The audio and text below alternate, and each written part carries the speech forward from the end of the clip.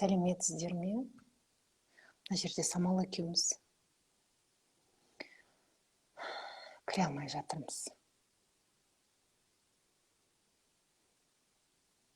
Сәлеметсіздер барлығыңызға. Қайырлы таң. Ожидание Самал деп тұр мына жерде. Так, не істесек екен?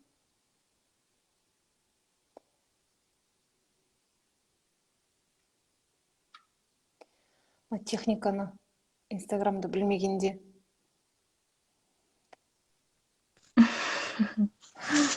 Сәлеметсіз бе? Кірдім ау әйтеуір.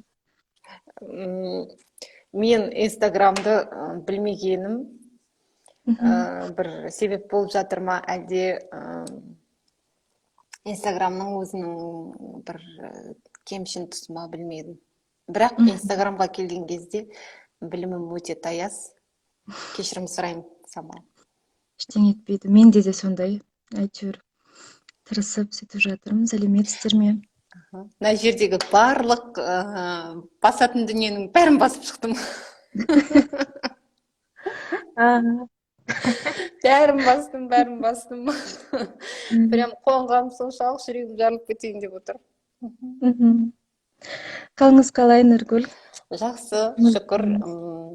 Үй жақта бізде интернет дұрыс болмайды деп, таңертеңмен балаларымды атасы мен әжесіне жіберіп, жұмысқа келіп отырмын. Әңгімелесуге, ашық әңгімелесуге дайынмын. Өзімде бір ұзақтан бері жалпы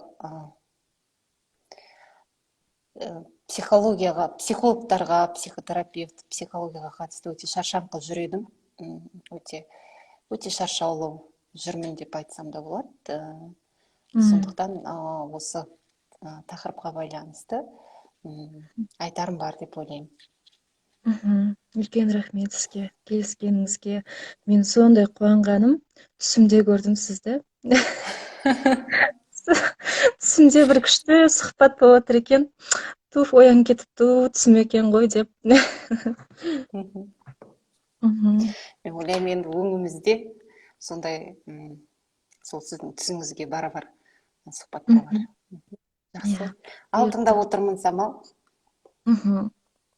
Мен осы даралық пен дарақылық деген сөздің түпкі негізгі мағынасына бірінші тоқталғым келіп тұр. Сіздің өзіңіздің ойыңыз кәсіби жақтан.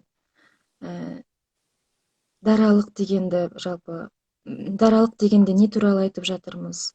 Дарақылық дегенде не туралы айтып жатырмыз? Не туралы сөз болады?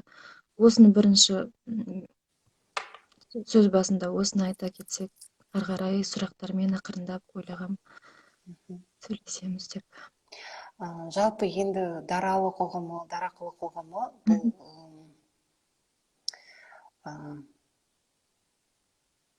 адамның келбетіне қатысты ұғымдар ғой, адамның бір адамшылығын, әйтпесе сол адамшылығының бұйығып жатқандығын көрсететін. Мен ойымша, мынау даралық өзінің бір жеке өзінің бір ерекшеліктерін, содан кейін мен ойламаймын адамның бәрі бірдей деп. Бұған күнде қанша клиент қабылдаймын, сонша рет жалпы осы психология саласында жүргеніме қанша күн болса, сонша күн, сонша минут әрбір адамның дара екендігін күн сайын мойындауға мәжбүрмін деп айтуға болады. Ал енді бұл даралық әр адамның өзінің ерекшелігі, әр адамның өзінің мынау жаратқаннан жаратылысына берілген бір дүниелері, өзінің тұла бойына берілген дүниелері. Бұл даралығын ашу мәселесі, даралығын осы өмірде қолдану мәселесі, осы өмірде танып білу мәселесі, бұл психология саласындағы ең маңызды мәселе шығар деп ойлаймын. Неліктен? Себебі біз адаммен жұмыс жасап отырмыз. Біз қазіргі кезде енді психологияның салаларының көптігі соншалық, біреу сананың маманы, біреу мидың маманы, біреу үннің маманы, біреу психосоматиканың маманы, тағы басқа да. Ал жалпы мынау экзистенциалдық бағытта бұндай ұсақтану не приветствуется. Адаммен, адамның жеке даралығымен, адамның өзімен, адамға деген сеніммен жұмыс жасаймыз деп айтпаймыз, біз адамға сүйенеміз. Адамға деген сенімге сүйенеміз да, адамның өзінің даралығына, адамның өзінің тұла бойындағы өміршеңдігіне, өмір сүрем деген құлшынысына, міне осындай адамға берілген дүниелерге сүйенеміз. Сондықтан әрбір адамның даралығын көру, бұл біздің күндегі бір міндетіміз. Ал мысалы үшін өзімізде ол болмаса, өзгеден көру қаншалықты мүмкін екенін білмеймін. Сондықтан да мынау менің ойымша психологтар әрбір саланың психологиядағы әйтпесе бір білімнің ғана жалшысы болмай, адам болып осы білімді игерген бір сіңірген адам болып жұмыс жасау керек деп ойлаймын. Мысалы үшін, егер де мен гештальтист болатын болсам, гештальттың құлы емес, гештальттың жалшысы емес, гештальтпен ғана шектеліп қалатын бір шектелгендікті көрсетпей, адам болып бірнеше саланы игеріп, бұл әрбір біздің алған біліміміз алдымызға келген адамға қаншалықты алдымызға келген адамның мүмкіндігінен сонымен бірге мынау өзіміздің адами мүмкіндіктерімізді пайдалана отырып жұмыс жасасақ, менің ойымша өзінің нәтижесін береді. Сондықтан да бұл даралық мәселесі психологтардың өзінің даралығын мойындауы, ұғынуы, танып білуі бұл бір міндеті деп санаймын. Сондықтан психологтарға келген кезде психологтардың даралығы бұл белгілі бір саланың жалшысы болу емес. Бұл білімді адамзаттың мүддесіне пайдалану, адамның мүддесіне пайдалану, адамға пайдалану дегенді білдіреді. Содан кейін біз әрбір білімді игерген кезде, әрбір кітапты оқыған кезде, сол кітапқа құдайдай бағынып емес, сол білімді, сол саланы өзіміз арқылы сіңіруіміз керек. Яғни мы должны как-то пережить, и содан кейін осыны бір өзіміздікі етіп клиентке беруіміз керек. Міне сондықтан да бұл менің ойымша әрбір психологтың бұл дара болғаны, әрбір психологтың өзінің почеркісінің болғаны, әрбір психологтың өзінің бір әлемге берерінің болғаны менің ойымша маңызды. Яғни Самал арт-терапияны әлемге таратушы емес, Самалдың өзінің почеркісінің болғаны, өзінің тереңдігінің болғаны, осы арқылы жұмыс істеу. Ал осы тереңдікті қолдану барысында психологияның түрлі салаларын меңгеруі бұл қосымша дүние деп ойлаймын. Міне даралығы мәселесі осы, ал дарақылығы мәселесі көзі де соқыр, көкірегі де соқыр. Өзінің бір ложная личность дейді ғой, бір өзіне де жұқпаған дүниені жан-жағына жағып жүрген. Енді ұлы сөзде ұяттық жоқ, бұқ жағып жүрген. Өзіне бір тереңдігін, өзінің мамандығын, адамдығын игерместен бұрын мынау қос кеудесіне түтінді бұқсатып түтетіп, соған кішкентай күлшенан пісіріп жүргендер шығар деп ойлаймын. Мгм. Осы кеше осы эфирдің алдында кішкене кішігірім бір жарты сағат эфир болды. Қандай сұрақтарыңыз бар деп адамдардан сұрадым. Көбісі наразы, көбісі шынымен де ашылып жан айқайын айтып жатыр. Біз шатастық дейді. Шатасып кеттік дейді. Біреу бір психолог былай дейді, бір психолог былай дейді. Марафондар былай. Кәдімгідей уже көрініп жатыр, сезіліп жатыр адамдардың наразылығы. Не айтқыларың келіп жатыр бізге? Не істеп жүрсіңдер? Кімсіңдер деген бір посыл бар ар жағында. Бір жүрегің ауырып кетеді екен сондай кезде. Осы туралы өзіңіздің көзқарасыңыз, жалпы айттыңыз ғой, психологтарға жиналып қалды деген сияқты. Не айтқыңыз келеді психолог мамандарға осы уақытқа дейін? Не айтқыңыз келіп жүреді өзіңіз сондай бір? Мен осы эфирге шықпастан бұрын жалпы мен Самал осы эфирдің өзіңізбен болғанын қаладым. Себебі мынау егер де өзімнің бір оқушыларыммен шықсам, бұл бәрібір менің әрбір оқушым экзистенциалдық бағытта жүрген адам деген бір терең ұғымды игеріп жүрген, кемінде бір жарты жыл болған, бір жыл болған, сондай игеріп жүрген адамдар ғой. Міне сондықтан менің оқушыларымның арасында белгілі бір резонанс, үндестік бар. Міне сондықтан бір өзіммен мүлдем байланысы жоқ психологпен шығып отырғанымның өзі мен үшін қобалжытатын дүние да, осы төңірегінде әңгіме айту. Жалпы мен өмірімде бірде-бір психологты жамандаған адам емеспін. Вот мынау жай кездесу болсын, тікелей эфир болсын, әлеуметтік желі болсын, өмірімде бірде-бір психологты ешқашан жамандап көрген емеспін. Неліктен? Себебі бұл психология деген, бұл біз білмейміз. Ол психологтардың, мысалы үшін, біз жұмысына бір сараптама жасаған жоқпыз, оны көрген жоқпыз, білген жоқпыз. Ал психологтың өзінің бір өсекке сенуі бұл тереңдемеуді білдіреді.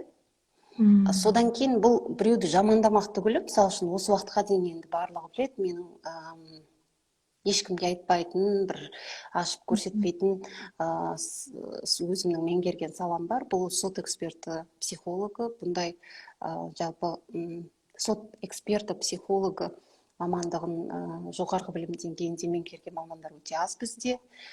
По крайней мере, мен білмеймін десем де болады. Айтайын дегенім, өмірімде даже мен мысалы үшін бірде-бір психологтың экспертизасына рецензияда жазып көрген адам емеспін. Мүлдем мынау не то, что анау ішіп отырған құдығыңа түкір, әйтпесе бір пұшпақтың терісін илеп отырмыз, бұл солидарность мәселесі емес. Мүлдем, мысалы үшін, бірде-бір психологтың рецензиясын көрген кезде соның ішінде бір жақсы бір дүниені көріп, бір жамандаған да адам емеспін да. Бұны мен неге айтып отырмын? Осы қазір осы, мысалы үшін, бүгін ертең бір экспертизаға рецензия жазып тапсырайын деп жатырмын. Бұл енді ешқандай аты жөнін ештеңесін айтпағаннан кейін, бұл бір конфиденциальностьті бұзу деп есептелінбейді. Айтайын дегенім, соншалықты мен 2 күн бойы ашуланған жоқпын, бір жылағым келіп, көңілім бұзылып, қобалжып, налып дейді ғой, бір сондай күйде жүрдім. Сондағы айтайын деген, мысалы үшін, сол рецензияда да, мынау айтамыз, мынау родительские позиции, ценности, стили воспитания деген болады. Міне соларды тексерген, яғни баланы бөліп жатыр. В общем, ата-ана баланы бөле алмай жатыр. Кәдімгі психолог, кәдімгі экспертизалар жасап жүрген психолог. Стиль воспитаниясын тексерген, содан кейін родительская позициясын тексерген, содан кейін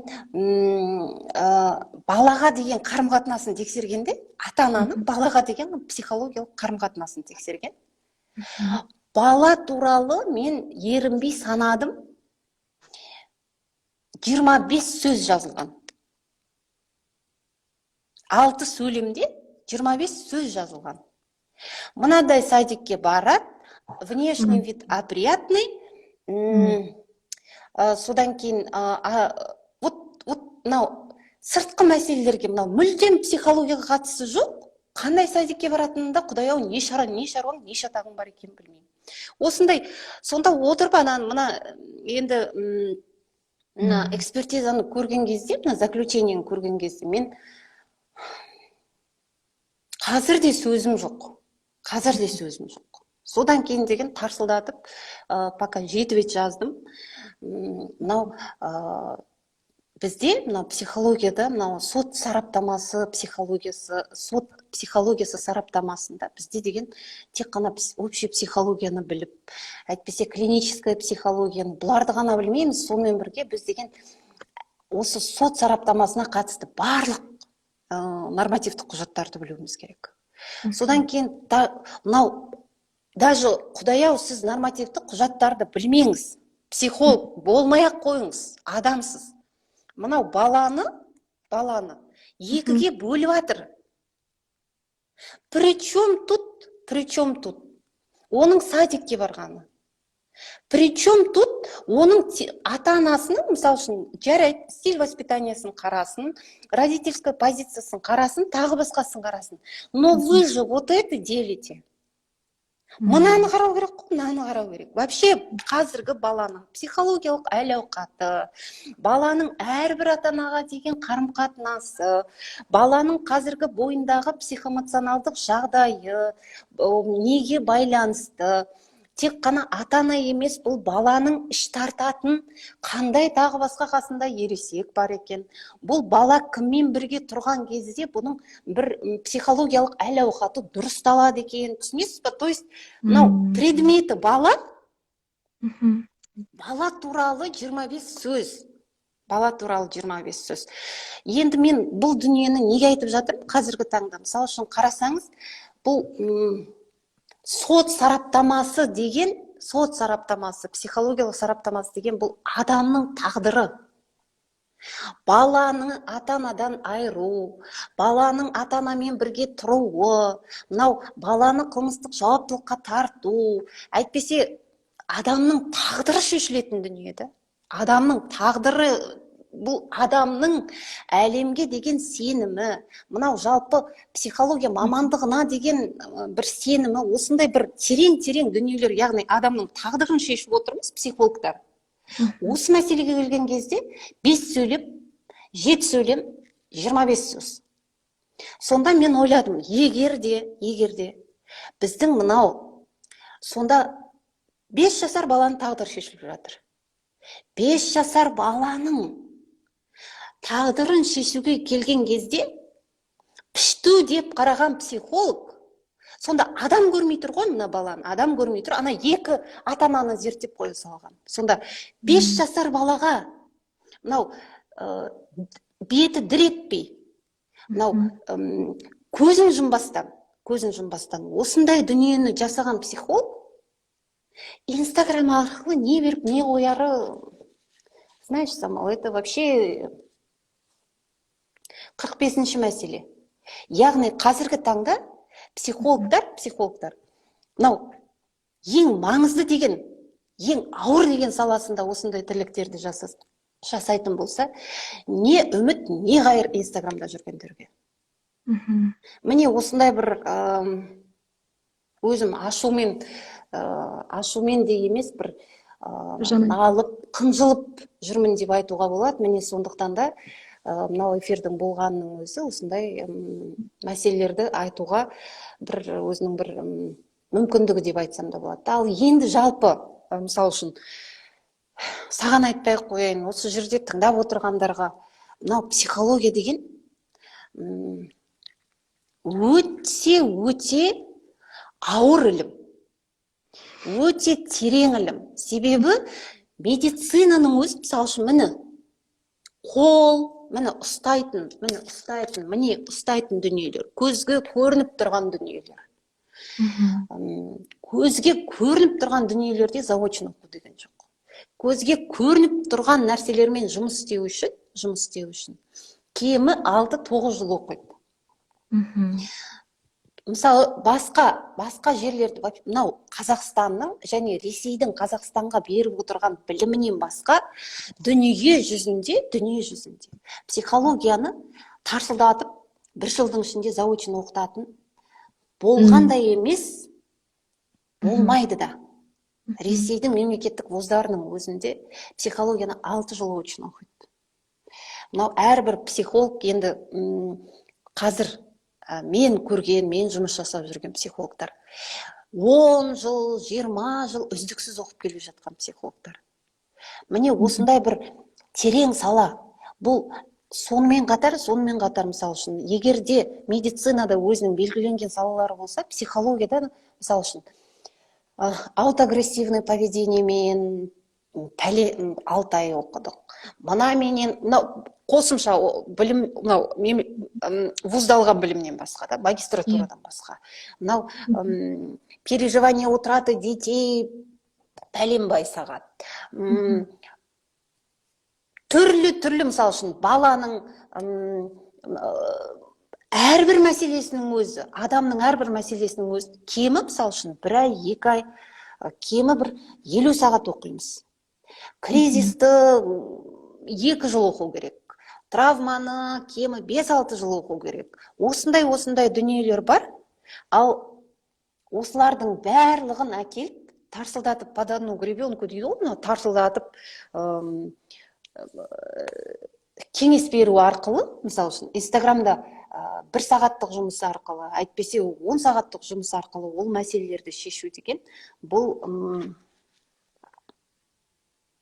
қатты айтсам кешірім сұраймын. Адамды мал екеш, малдан да төмен санау шығар. Себебі малға қатысты мынау зоотехник болатын адам заочно оқымайды. Зоотехниктің өзі пәленбай жыл оқып барып, мал екеш, мал емдейді. Ал қазіргі таңда тарсылдатып, Құдай-ау, малға да құрмет бар ғой, малға да құрмет бар. Мал сойса да қасапшы сойсын дейді. Міне осындай ащы дүниелер бар. Сондықтан психолог деген кезде ең алдымен, наверное, өзінің алған білімін, содан кейін кейбір өмірлік көзқарастар емес, мысалы, психолог ешқандай адамға ұнауы, білмеймін енді, мүмкін емес па, өйткені ащы ауыр дүниелермен жұмыс жасайды, бірақ та минимально есть определенные требования өзінің алған біліміне қатысты, еңбек өтіліміне байланысты, өзінің біліктілігін көтеру мәселелері, міне осындай мәселелерін қарап, өзінің жеке терапиясы туралы, мысалы үшін, қаншалықты өзі жеке терапия алады, қаншама, мысалы үшін, жеке өзінің клиенттері бар, тағы басқасы бар, міне осындай мәселелерді зерттеп, осындай сұрақтарды қойып барып психологқа, менің ойымша, бару керек деп ойлаймын.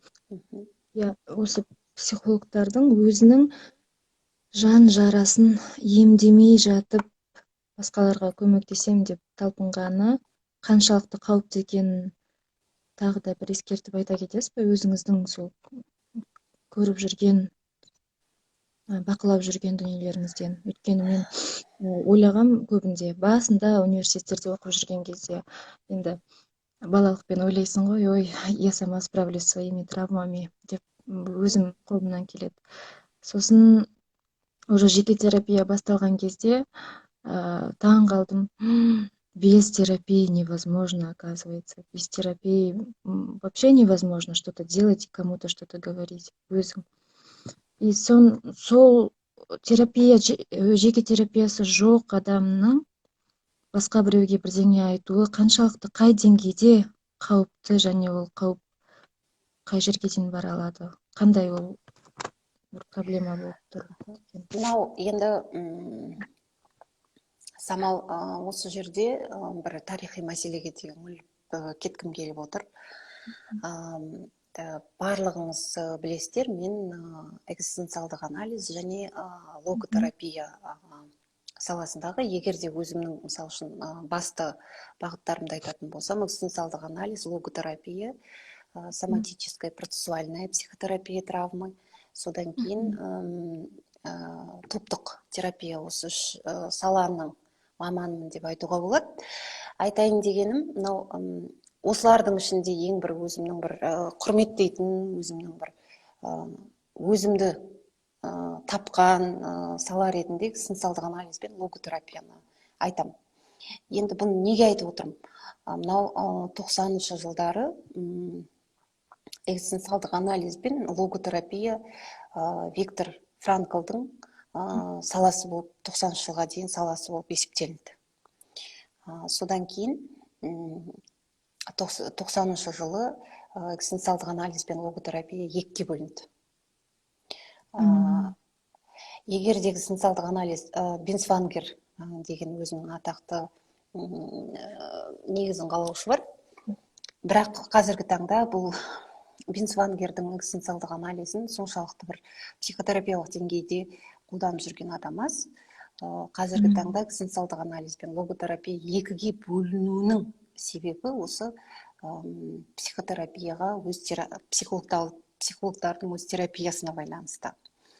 90-шы жылы экзистенциалдық анализ бен логотерапияның екі бағытқа бөлінуі осы мәселеге байланысты. Неліктен? Себебі Виктор Франкл мынау психологтардың, сонымен қатар психикалық травмалардың психотерапиясына қарсы, өле-өлгенше қарсы болып кеткен адам. Ал оның оқушысы Альфред Ленгли, содан өзім білім алып жүрмін. Ол кісі мынау психологтардың өзінің психологияға оқып жүрген студенттердің өзінің психотерапиясынсыз психикалық травмаларын емдемейінше психолог бола алмайды деген қатты ұстанымға берілген адам. Осы Альфред Ленглиның ұстанымы мен үшін өте маңызды. Осы ұстанымдамын. Бұл Виктор Франклды бір жоққа шығарып отырғаным емес. Бірақ та екеуінің соншалықты қырылысып, екіге бөлініп, мысалы үшін халықаралық экзистенциалдық анализ логотерапиясы жеке бір ілім саласы, сол ұйымның өкілі болып саналам. Ал Виктор Франкл атындағы Вена институты деген бар, бұл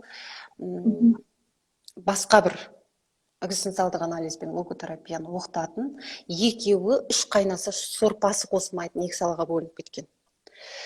Ал осы екі саланың бір-бірімен, мысалы үшін, оқытатын дүниелері мүлдем сәйкес келмейді. О баста, мысалы үшін, Виктор Франклды негізі түсінуге де болады, мысалы үшін. Неліктен? Себебі ол кісі, енді барлығымыз білеміз, қаншама жылдарын лагерьде өткізген. Содан кейін ол кісінің айтуы бойынша, мынау психикалық травманы емдеудің орнында осыдан бір мән көріп, осы травмалар арқылы өмірдің мәнін ашу, өзіңнің мәнін ашу, өзіңнің, мысалы үшін, самотрансценденция дейді, өзіңнен шығып, осы жарадан үлкен екеніңді көрсетіп, өміріңе шырақ жағу. Яғни жара арқылы өмірге шырақ жағу. Ұзын сөздің қысқасы, енді Виктор Франклдың бүкіл дүниесін бір сөйлеумен айту мүмкін емес. Ал енді қарап тұрсақ, аяғы қанады делік, аяғы сынды делік адам. Аяғы сынған адам Тянь Шаньды қалай бағындырады? Міне, Ленгли осы сұрақты қояды. Мынау әрбір о баста өттім ғой, даралығы деп, мысалы үшін, біз деген белгілі бір ілімнің құлы болмауымыз керек. Сол ілімді өзіме сіңіріп, өзімдікін қосып, бір өзімнің толыққандылығым арқылы өзгені деп толыққанды етуді, мысалы үшін. Ал осы жерде аяғы сынған адамның адам өзінен күшті, ешқандай жараға қарамау керек, бір аяқпен жетем деп, жарайды, Тянь Шаньды бағындырсын. Ең бірінші сұрақ, сол Тянь Шаньды бағындырғаннан аяғы сынған байғұс рахат ала ма? Бұл бірінші сұрақ. Ләззат ала ма? Екінші сұрақ, бұл жараға қызмет ету емес пе? Яғни аяғымның сынғанына қарамаймын, аяғымның сынғанына бағынбаймын, аяғымның сынғанын елемеймін. Яғни мынау жол бойы преодоление аяғының сынғанын. Тогда получается, мен деген үнемі сол аяғымның сынғанымен ғана қарым-қатынаста болып, мынау Тянь Шаньға бара жатқан кездегі мына әлемдегі бүкіл мынау күннің сәулесі, аяқ сынған адам күннің сәулесін байқай ма, мысалы үшін? Күннің сәулесі болсын, мынау жердегі тас болсын, қиыршық, әдемі гүлдер, табиғат, таза ауа, осыған көңіл аудара алмаймын. Міне сондықтан да енді бұл психологияда екеуінің арасындағы мынау психотерапияға байланысты кикілжің барлығына белгілі. Бірақ менің ойымша, әрбір психологтың өзінің жеке терапиясының болғаны маңыздыдан бұрын өмірлік мәні бар дүние. Өмірлік мәні бар. Себебі алдымызға келген адам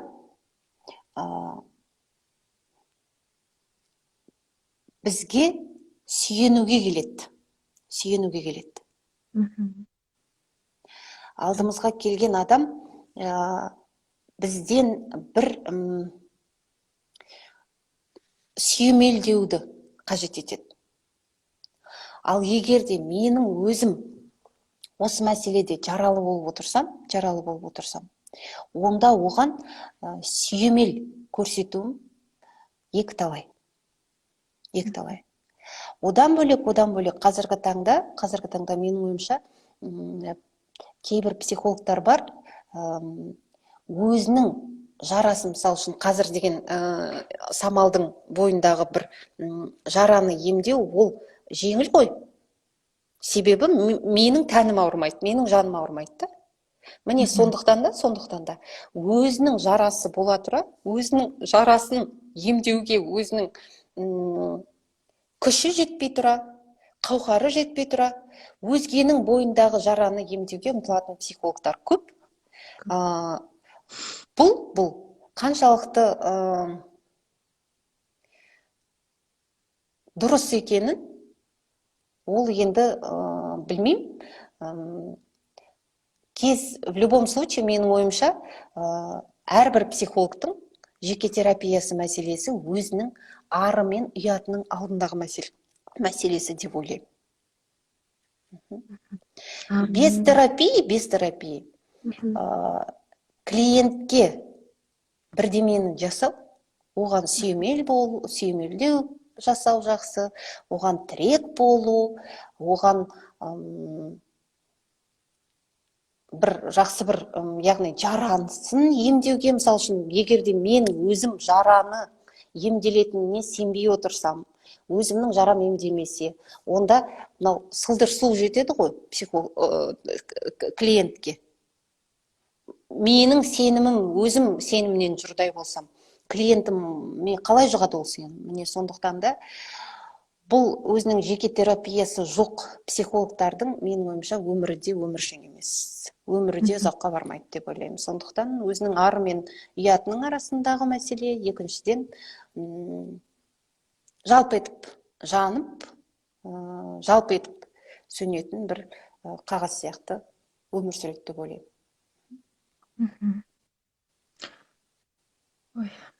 Кемелденген адам о бастан, кемелденген адам анау жақтан есі шығып тұрады ғой. Иә. Ароматы, иісі барлығы керемет болып тұрады ғой. Не айтарым білмей қалдым ғой. Ойланып, прям каждый сөзіңіз жүрегіме жетіп жатыр да, шынымен солай. еще көрініп тұрады, жарасы бар адам көрініп тұрады, білмеймін. Кәдімгідей көрініп тұрады, психологтарды айтып жатырмын. Бірақ сонда да емдеймін деп, енді таныстарым көп қой осы салада жүрген. Солар да көріп отқан шығар деп үміттенемін бүгін. Мынау Эрвин Ялм айтады ғой.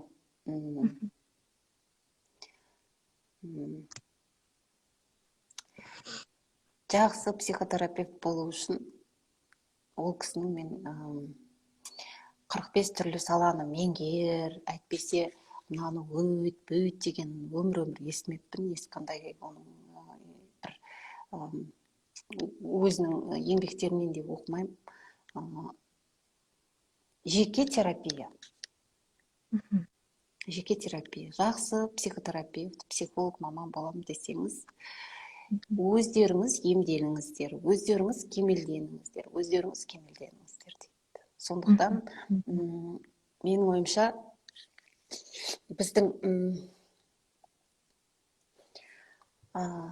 қазақ өте терең, ал өзінің тереңдігі өзіне сор деп ойлаймын мен қазір. Неліктен? Себебі терең болған сайын жарада терең ғой. Сондықтан мынау терең жаралардың бетін сипап қою, бұл ар мен ұяттың мәселесі. Сонымен бірге, Самал, менің ойымша, мынау адаммен жұмыс жасау деген, жалпы адамды жасау, адамның әлемі, бұның барлығы жалпы мынау жаратқанның ісі ғой, жаратқанның прерогативасы да. Осындай, жаратқанның прерогативасына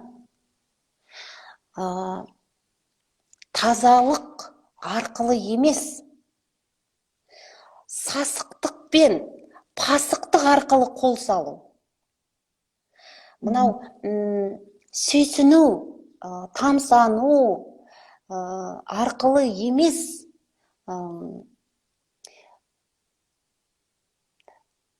пақырлық, дарақылық арқылы емденіп, ауыз салу адамшылыққа жатпайды. Сондықтан да жараға барған кезде, жара барса, психологты жара деп алсақ, мысал үшін, алдымызға клиент жара келіп, оған жара баратын болса, жара көбейеді. Ал алдымызға жара келген кезде, махаббат пен адамшылық қасында отыратын болса, онда бұл жаратқанның жаратылысына деген бір тазалықты, құрметті білдіреді. Сондықтан да психотерапия ол ең біріншіден жаратқанның прерогативасына деген құрмет деп ойлаймын. Ал енді әр психолог өзі ойланып алсын ары қарай, психотерапия керек па, керек емес па. Жақсы айттыңыз.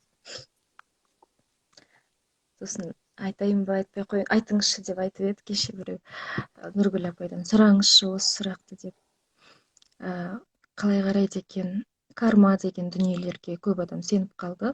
Ана тегіне ата бабалары қатты әсер етеді екен дегенге көбісі сеніп жүр. Осы мәселеге көзқарасыңызды деп. Көп психологтар сатып жатыр ақшаға осындай сабақтарды. Мен өз ойымды айтпай қойын, эмоцияға беріліп кетем, керек емес. Мен сізден сұрағым келіп тұр, сізден сұрасын деп те айтты. Өзіңіздің көзқарасыңызды осы жерде осы да талқыланып кетсінші. Барлығы қандай, сондай эзотерический неше түрлі психолог деп жазылып тұрады, бірақ эзотерический шатастырулар адамдарды, сабақтары. Мен түсінігім бойынша, мынау атаның тегі, вот это родология, расстановки деген дүние ма? Соған қалай қарайды, менің көзқарасым ба, жеке? Ата текті сабақтар жүргізіп жатыр дейді психологтар, тырнақшаның ішінде. Ата тектен мен сұрадым, ол қандай сабақтар десе, менің өміріме, менің қателіктеріме ата бабаларым әсер етіпті дейді. Іс әрекеттеріме әсер етіп екен дейді, мен жақсы сұраймын деп қана қойдым. Енді қарапайым мысал, Самал, енді осы жерде отырған 85 адамға. көз алдыңызға бір баланы елестетіңіз. Кіп кішкентай баланы. Ол баланың жасы мынау ұлғая келе, мысалы үшін 3 жасар болды, 5 жасар болды, 7 жасар болды, 9 жасар болды, 12 жастан пубертаты бар, тағы басқасы бар, өмірлік кризистері бар. В общем, 25 жасқа келгенше бір қап жүк делік, бір қап жүкті көтеріп жүр. Понятное дело, қазақ қоғамында не постсоветское пространство деп айтайықшы, мынау қарғысаттық кеңестен кейінгі түрлі яслида өскен, яғни мынау жаратқаннан берілген, жаратылысынан берілген 1-2 жасқа дейін емшек ему, 2 жасқа дейін, мысалы үшін 1,5-2 жас, 3 жасқа дейін анасымен бірге болу деген сияқты осындай жаратқаннан, жаратылысынан берілген түрлі нығметтері бола тұра содан ажыратылған осындай бір пақырлар бар. Ол 25 жастағы бір пақырды айтайық. 25 жастағы бір өзінің қалауынсыз 420 жарақат алған. Бір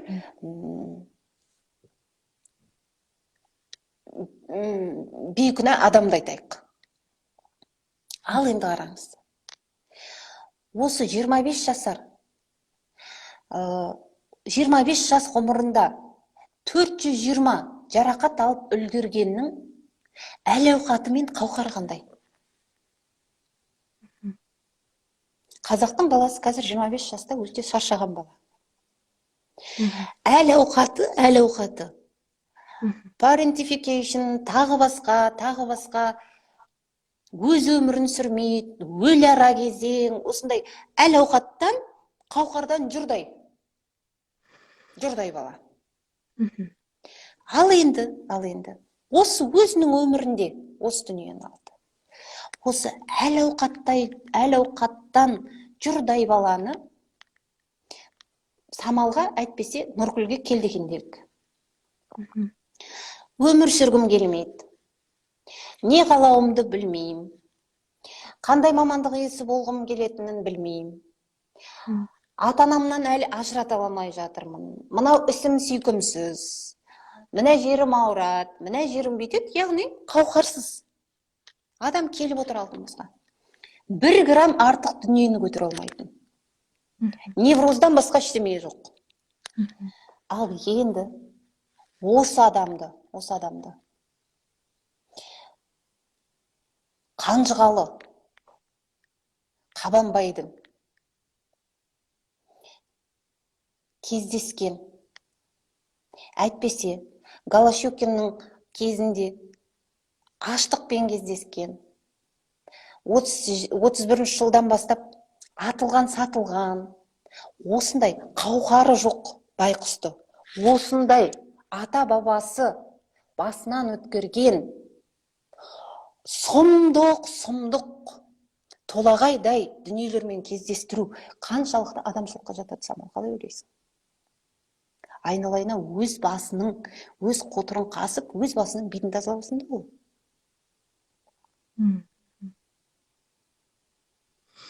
Айналайына мынау 5 жаста өмір сүргісі келіп, ойын ойнағысы келіп тұрған баланың сиыр сауғаны психикалық травма. Әйтпесе 7 жасар баланың үйіндегі өзінен кейінгі 4 балаға қарап сорлығы, мысалы үшін 7 жасар баланы артындағы балаларды қаратқан кезде, мынау ананың соқырлығын, көр соқырлығын айтам да. Соншалықты травмаға батып қалғандығын. Сорлы анасы, мысалы үшін, сол кішкентай балдарды қараған кезде емшегі бар ғой, емшегі бар. Арасындағы табиғи қатынас бар. Жұбата алады. Ал 7 жасар балаға 4 баланы қалдырған кезде 7 жасар балада емшек жоқ, табиғи байланыс жоқ, Ананы жұбата алмайды. Осындай сор дүниелерді бастан кешкен адамды 31 жылғы жарамен кездестіру қаншалықты адамшылыққа саяды. Әрбір психологқа келген адам — это последняя инстанция всегда, Самал. Особенно қазіргі қазақ қоғамында. Өйткені қазақтың көрмегені жоқ. Сол көрмегені жоқ. Қазір осы жерде отырған 100 адамның әр қайсысы 7 жасында 5 балаға қараған сорлылар. Ал осындай үнемі шарасыздықты басынан кешірген шарасыз бен қорғансыз, қауқарсызды осыдан 3 ғасыр бұрынғы жарамен кездестіру қаншалықты ақылды қоя тұр, адамшылыққа саяды. Менің ойым осы. Это не означает, что мен деген расстановканы мойындамайым. Бұл родологияны мойындамайым, басқаны мойындамайым деген мүлдем дүние емес. Егер психологияның саласы ретінде танылса, бірақ та барлығыңыз білесіздер, мынау расстановкада, родологияда психологияның саласы болып есептелмейді. Психология бұл ғылыми дүние және өзінің белгілі бір салалары бар. Сондықтан да осы дүниеде бар дүниенің барлығы қажет болғаннан кейін бар шығар. Оған тиіспей-ақ қояйық. Бірақ қазақтың өзінің ерекшелігі бар. Мен айтам, мынау арқасын кеңге салған, әр бойжеткеннің 40 үй отбасы. Одан бөлек өзінің шаңырағында өзінің жеке границасы бар. Мынау үлпілдеген үкідей қараған. Әйтпесе қазақтың ер азаматы, мынау барлығыңыз білесіздер, астрономияны жазған кім? Өзінің атын жазбаған Бөкейхан, мысалы үшін. Қырдың баласы деп жазған жоқ па авторында? Яғни қазақтың баласы ой мен қырдың панасы деген түйсікпен өскен. Осыларды әкеліп, мысалы үшін қазіргі мынау кеңестік түрлі зындандарда өмір сүрдік. Басын көтергеннің бәрін атып тастап, мысалы үшін. Осындай түрлі жаралары бар. И так та сорлы қазақты өз өмірінде менің, мысалы үшін, 35 жылда көрмегенім жоқ. Это менің ғана көргенім емес, имеется в виду, енді менің психотерапиямда да көрмегенім жоқ. Мысалы үшін, мен итаяқтан тамақ ішкен баланы да көрдім.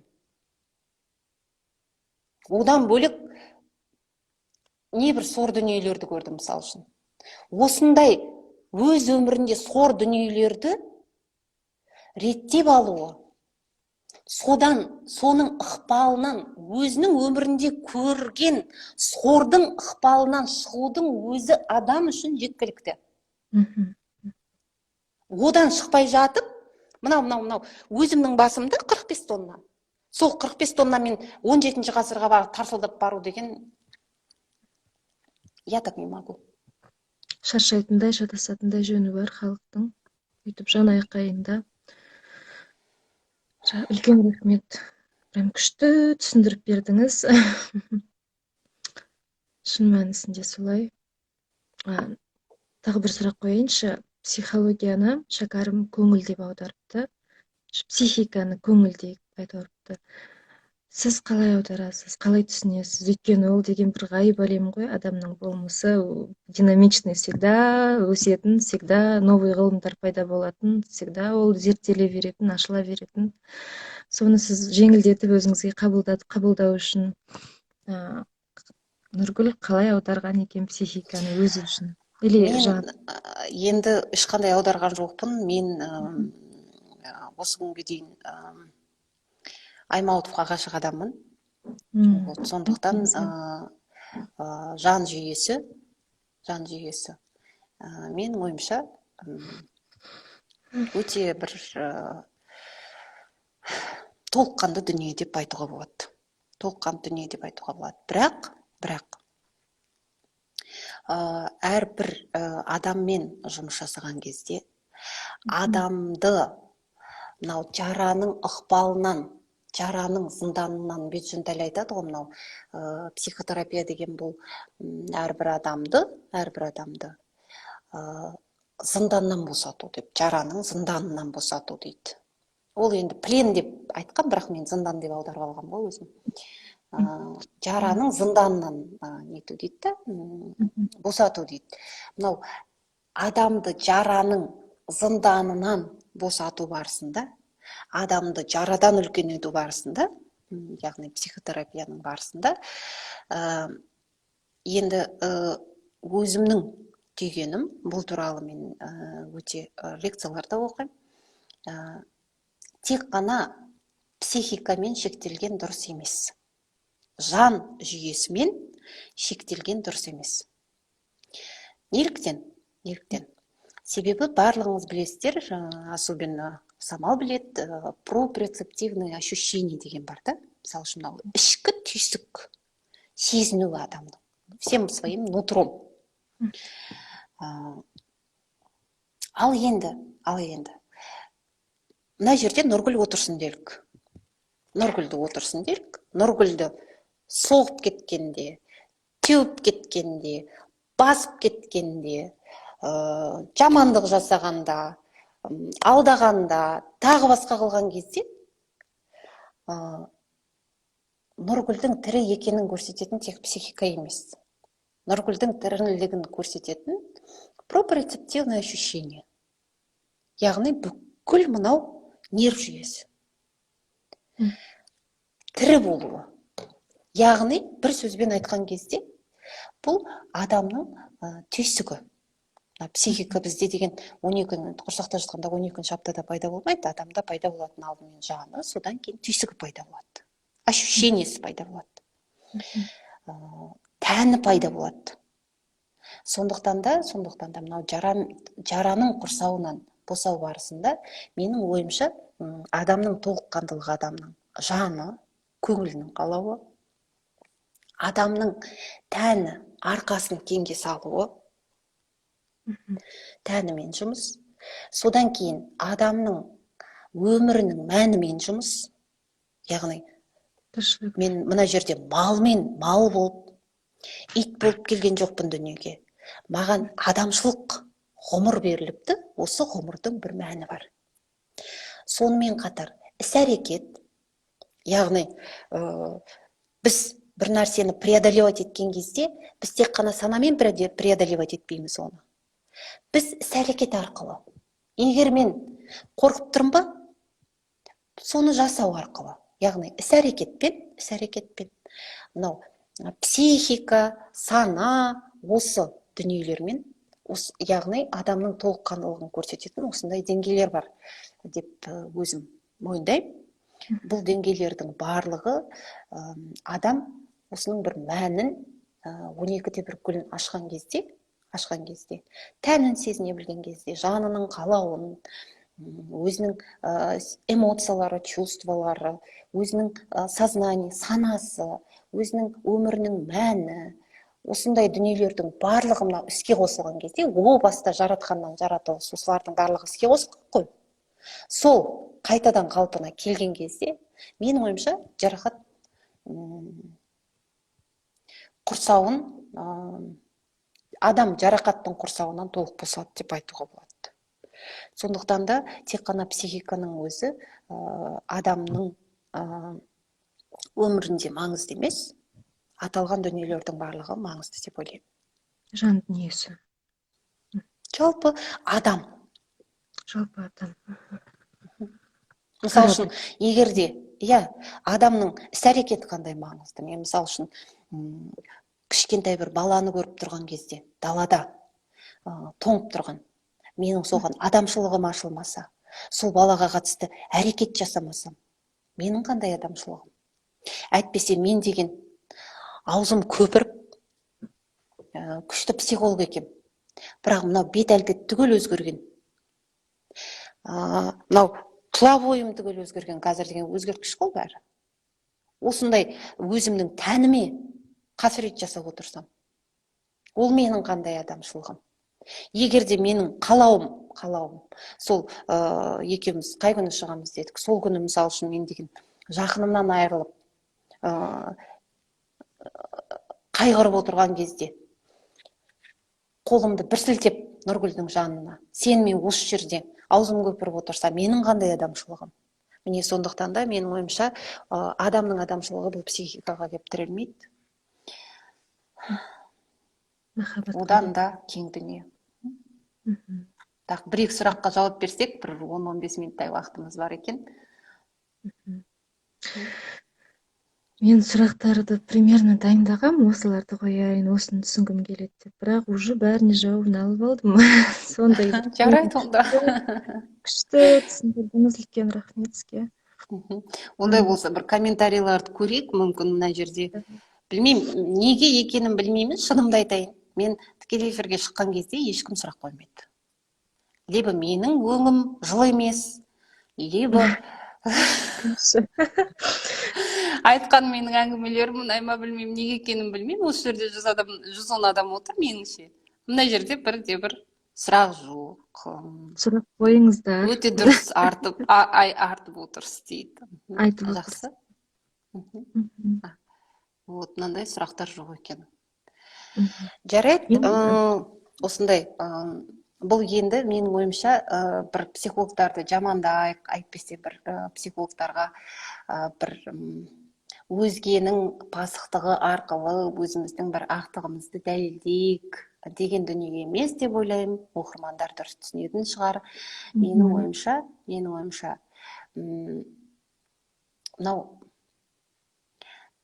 ұзын сөздің қысқасы, адам, бір атаның балалары дегеннің өте сүйіп оқитын менің бір шығармам бар.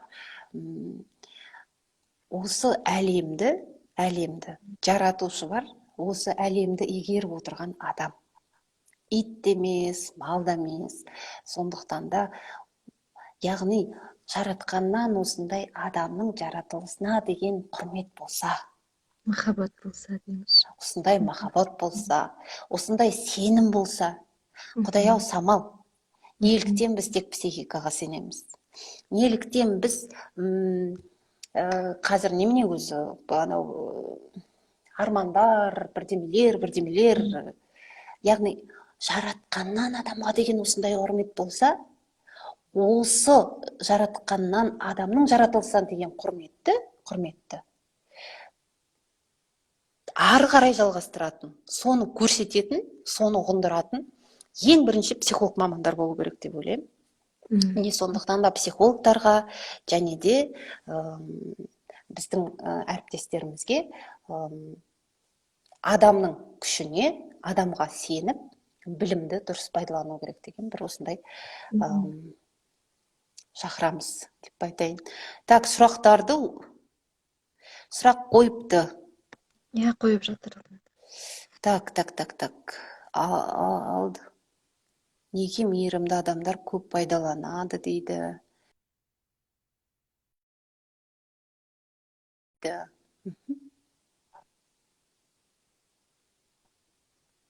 Так. Мынау психологиялық кітаптарға байланысты, қазір біріне мүмкін Самалдың да айтары болар, енді өзіңіз Самал қарасаңыз, мынау психологиялық кітаптарды мен оқуға мүлдем кеңес бермеймін. Психологиялық кітаптарды жай адамдардың оқығанын дұрыс деп санамаймын. Неліктен? Себебі, мысалы үшін, медицинада мен ойымша ең ауыр, мысалы үшін, бағыт бұл ішкі аурулар, внутренний болезни деп аталатын сияқты. Мен ойымша, может, неврология ауыр шығар, білмеймін. Айтайын дегенім, әрбір адам ішкі аурулар курсын оқып алып, бүйрек ауырғанда, тағы басқа да, мысалы үшін, дәрілерді қолдануы, әйтпесе хирургияны оқып алып, өзіне ота жасауы, бұл не то, что дұрыс, бұл мақсатқа жеткізбейді. Бұл өзін-өз алдау. Тура сол сияқты, адамның психологиялық кітаптарды оқып алып, өзінің өмірін дұрыстау дегенге мен онша сеніңкіремеймін. Неліктен? Себебі адамда психологиялық қорғаныс деген бар. Копинг реакциялар дейді, түрлі психическая защита деп жалпы тілмен айтқан кезде осы қорғаныстың түрлі нысандары бар. Адам қашады, адам күреседі, адам тіреуілік болып қалады. Осындай қорғаныстың өзінің адамға бір бекітіп берілген сондай бір дүниесі бар. Яғни адам өзінің, мысалы үшін қазір қолыңызда жара болса, соны мазохист болмасаңыз, соны шұқуға өзіңіздің әліңіз келмейді. Әйтпесе оны шұқып бір нәрсе жасауға әліңіз келмейді ғой. Міне сол сияқты, егер де адамның бойында қандай да бір тісіңізді жұлу, тура сол сияқты мынау жан өте маңызды дүние. Сондықтан қандай да бір өзіңіздің бойыңыздан өзіңізге бір өмір сүруге кедергі келтіріп жүрген дүниелерді байқайтын болсаңыз, онда маманға барғаныңыз дұрыс деп ойлаймын. Сондықтан әр нәрсені оқып алып, оны қолдану деген өзіңе қатысты. Одан сайын адамның өміріне кері ықпалын тигізуі мүмкін. Менің ойымша, түрлі әдеби кітаптарды оқыған дұрыс. Түрлі фильмдер, әдеби, мысалы үшін түрлі фильмдерді қараған дұрыс. Балалықты түсінетін адам, менің ойымша, Бердібек Соқпақбаевты оқығаны дұрыс.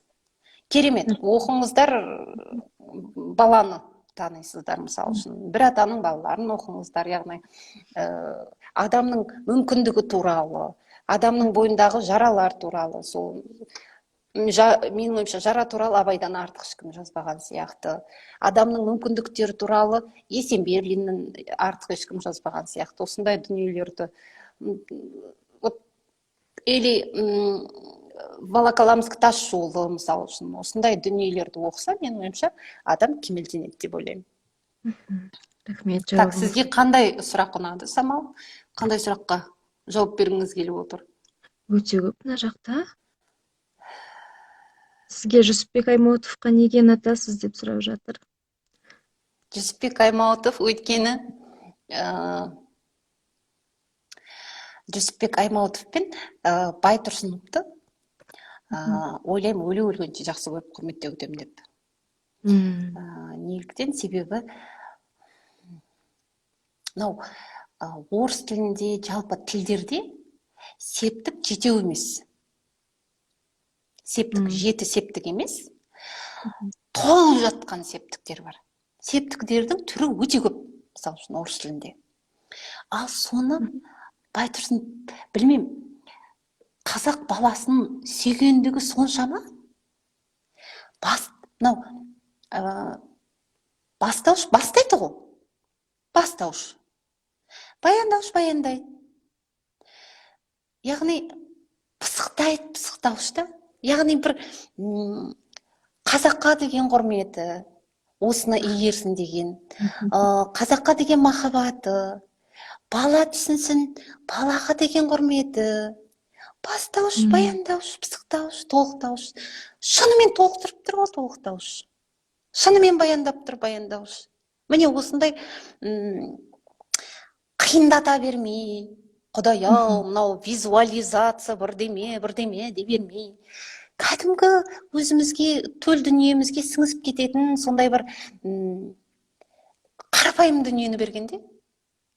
Ал Аймауытовты келетін болса, мысалы үшін, Аймауытовтың психологиясын менің ойымша кез келген маман 5 рет оқу керек.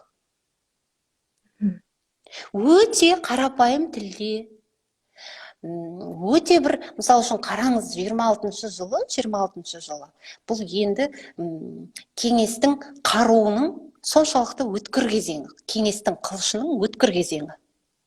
Осындай кезде барып, Ташкентке барып, жан дүниесі туралы, түрлі, мысалы үшін, өл ара кезеңдерде, түрлі зорлық, зомбылық кезеңдерде өзінің мынау қызығушылығы, жан әлемі деген қызығушылығын түрлі, мысалы үшін, европалық тағы басқа ғалымдардың еңбектерін оқып, қазақ үшін психологияны жазды 26 жылы. Ол сырсандықта жатты 2004 жылға дейін, мысалы үшін. Міне сондықтан да психологияны осы уақытқа дейін, менің ойымша, өте түсінікті, нақты, қажетті дүниелерді саралап-сараптап берген, менің ойымша, қазіргі таңда Ирвин Ялом. және Жүсіпбек Аймауытов. Солай деп ойлаймын. Сондықтан жақсы көремін. Так, даралық туа біткен қасиет па дейді. Менің ойымша жоқ. Өйткені сәби өте пәк болып туылады ғой. Бір есіме түсіп кетті, бір студент бала сабақ берген кезде, апай, мен жұмыс істеймін, не болып, фельдшер болып, бір уақытта бір әйел екіқабат болып, мен бірінші рет босандырып алдым дейді. Ана шошып кеттім. Босанып жатқан кезде бір жаман истер болды. Енді әйел адам босанған оңай емес қой. Неше түрлі истер болды. Сосын бала туа салған кездегі ароматынан басым айналып қалды дейді. Керемет иіс шықты дейді. Ана пәк иістен бүкіл ана фельдшер машинасы іші толып кеткен кезде мен бір эйфорияда отырып қалдым дейді. Бір сондай бір-екі секундтың ішінде бір сондай бір әлемге кіріп кеттім дейді. Сондай пәк болып туылады деп соған жауап бергім келіп жатыр. Оған келсем, шынымен де ол дарақылық деген әртүрлі нәрсемен келеді. Жара. ол жара. Тәрбиемен де келеді. Ал изначально Аманда дейді ғой, тап-таза болып кез келген адам туылады дегенге мен нақты сенемін. Соған нақты түпкі болмысы таза, әдемі екеніне. Оның үстінде Жақсы.